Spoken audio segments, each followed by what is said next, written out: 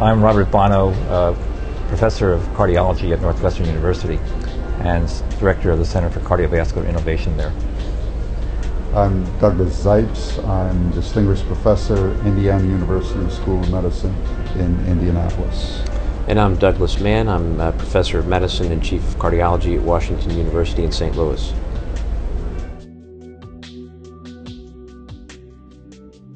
It's a living textbook. It evolves, and evolves very important ways as cardiology evolves as well. So new chapters are added, old chapters are either updated or sometimes even removed if they're no longer pertinent. And I think the beauty of heart disease is the fact that it continues to breathe and evolve. And unlike many other textbooks, which are either focused on the science or on the clinical art of cardiology, heart disease covers all of that. So there's something there for everyone, the scientist, the student, also the clinicians as well.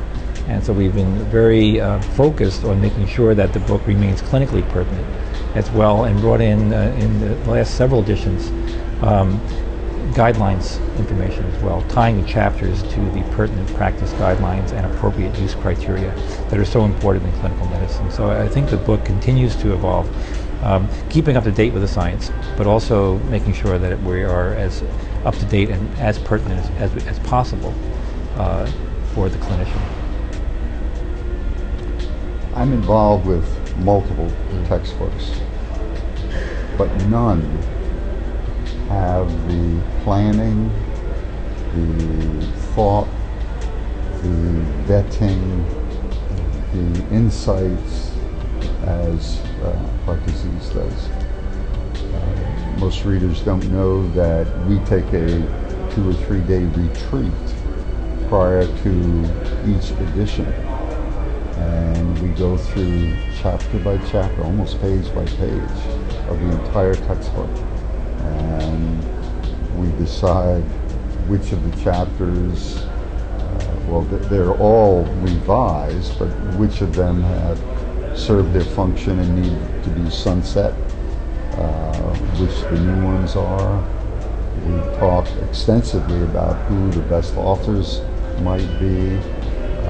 And this is a 2 or 3 day, very intense period in preparing for the new edition.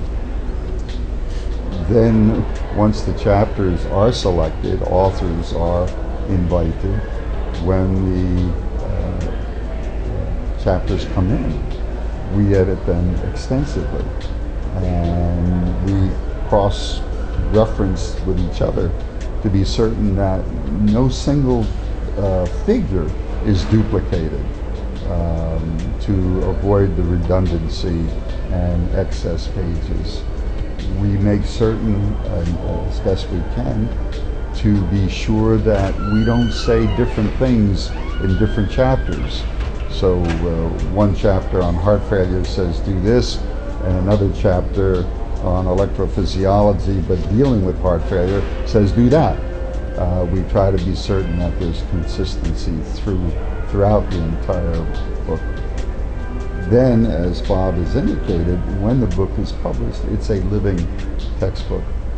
Gene goes through the literature virtually every day and adds new information to our website electronically to the various sections of the book to keep it up to date. And I don't know of any other book that's updated weekly as heart disease is. So it very much is a living textbook.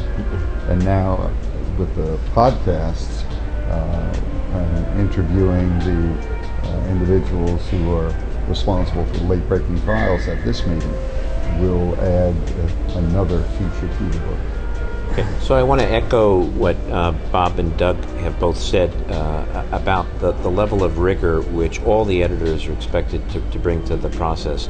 And it really begins, I think, with the planning meeting where we literally go over each chapter, and each editor has to defend the chapters that they want to bring for the authors that they want to bring forward. And then we also have to defend the page limitation. I think another distinguishing feature of the heart disease series is that we've absolutely drawn a line in the sand about how big the book can be. We didn't want it to become over-bloated or too unwieldy for people to read and or carry. And that, as it turns out, is really one of the hardest parts, I think, of editing the book, is to manage to include everything that's new and late-breaking in the chapter and then not go over the page limit. And then the other thing is, as I said, I think all the editors really do make an effort to talk to one another. We send each other our chapters, and we're always communicating and making sure that we're saying the same message throughout the book, which is really a challenge in a book the size of Heart Disease.